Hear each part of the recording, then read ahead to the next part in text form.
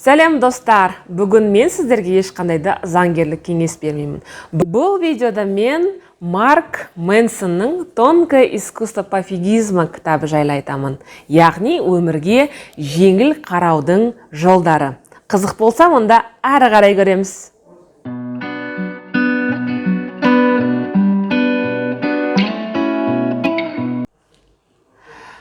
Қазіргі қоғамда сәттілік мәдениетін алға тартады. Яғни бай бол, ақылды бол, нәтижелі бол, ең жақсы бол деп айтып жатады. Әлеуметтік желілерде кішкентай баланың мобильдік қосымша ойлап тауып, неше миллион доллар қаржы тапқанын естіген болатынбыз. Сондай-ақ бақытты болудың 1000 жолы деген мақалалармен достарымыздың әлеуметтік желідегі бақытты сәттерінің суреттерін көріп, кішкене өзімізді ыңғайсыз сезінеміз.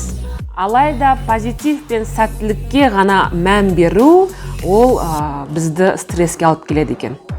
Шынайы бақытты болу үшін не істеу керек? Бұл жерде танымал Марк Мэнсон өзінің «Тонкое искусство пофигизма» атты кітабінде бұл мәселеге өзіндік көзқарасты ұсынады. Оның өмір сүру философиясы қарапайым, яғни өмірде немқұрайлы қарауға үйрену. Сіз немқұрайлық өнерін үйренуіңіз қажет. Яғни сіз шынымен де нені жақсы көресіз? Сізге екінші дәрежелі нәрсені айтуға, сондай-ақ қиыншылықтарға төтеп беруге, бағалай білуге және де біреудің пікірін тозаққа жіберуге, сәтсіздіктерге тап болуға, дайын болуға, ортаңғы саусақты көрсету керек деп. Сонымен кітап не жайлы? Біріншіден, кітаптың атауы өзіне тартады. Екіншіден, кітаптың сапасы өте керемет. Үшіншіден, ішінде жазылған шрифті, үлкен шрифтпен жазылған. Төртіншіден, кітап жеңіл әрі тез оқылады. Көріп тұрғандарыңыздай өте жұқа, тез оқылады. Сонымен кітапта мен тоқталып кететін 5 цитата бар. Ол қандай цитаталар? Соған тоқтала кетейік. Біріншіден, өмірдің өзі азаптың бір түрі. Байлар байлықтың кесірінен зардап шегеді. Кедей адамдар кедейліктен зардап шегеді. Жалғыз адамдар отбасының болмауынан зардап шегеді. Отбасылық адамдар отбасылық проблемалардан зардап шегеді. Дүние ләззатын іздейтін адамдар ләззаттарынан зардап шегеді екен. Ал екінші цитата: бізді бір нәрсе азғырады. Жаңа теледидар сатып алыңыз. Демалыстарыңызды әріптестеріңізге қарағанда жақсы өткізіңіз. Көгалдарға арналған жаңа декорация алыңыз. Дұрыс селфи таяқшасы туралы ойланыңыз. Неге? Шамасы үлкенге назар аудару ол бизнестің бір түрі. Әрине, бұл жерде бизнеске ешқандай, мен сәтті бизнеске қарсы емеспін, бірақ бұл психикаға теріс әсер етеді.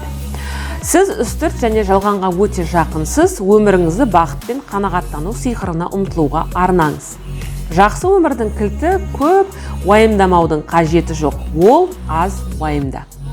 Үшіншіден, зұлым адамдар ешқашан өзін зұлым деп санамайды. Олар басқаларды жаман деп. Төртіншіден, адамдар жақсы фигураны қалайды. Бірақ олар калорияны санауды, тамақтануды азайтуды, неше сағат фитнес залда тер төгуді, сондай-ақ физикалық жүктемен бағаламай, ауырсыну мен физикалық жүктемен бағаламай, спорт залға бірнеше сағат жаттықпаса, онда ол фигураны тек қана түсінде ғана көреді. Адамдар өз ісін ашқысы келеді, бірақ олар егер тәуелділікті, белгісіздікті, қайталанатын сәтсіздіктерді және сансыз сағатты ештеңе шығара алмайтын кәсіпорында өткізуді білмесе, сәтті кәсіпкер бола алмайды.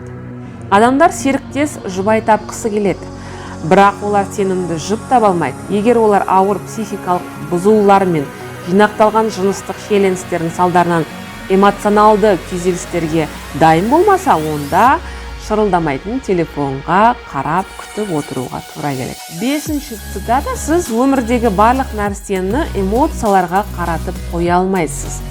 Егер бір нәрсе сіздің көңіл күйіңізді жақсартса, бұл оның жақсы екенін білдірмейді. Егер бір нәрсе көңіл күйді бұзса, бұл оның жаман екенін білдірмейді. Эмоциялар бұл өсиеттер емес, тек біздің неврологиямыздың белгілері мен кеңестері. Оларға әрдайым сену керек. Сонымен қатар олардан жиі күмәнданған дұрыс. Бүгін мен осындай керемет жерде таңғы асымды ішіп отырмын. Бұл Рамадан кафесі. Бұл жайында толық ақпаратты мен төменде қалдырып кетемін. Сонымен бүгін сіздермен «Тонкое искусство пофигизма» атты кітабы жайлы біраз ақпаратпен бөлістім. Пайдалы болды деп ойлаймын. Егер де сұрақтарыңыз болса, міндетті түрде төменде комментарийді жаза кетіңіздер. Егер де видео ұнаған болса, онда лайк басыңыздар.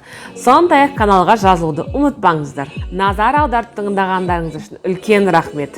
Сау саламат болыңыздар.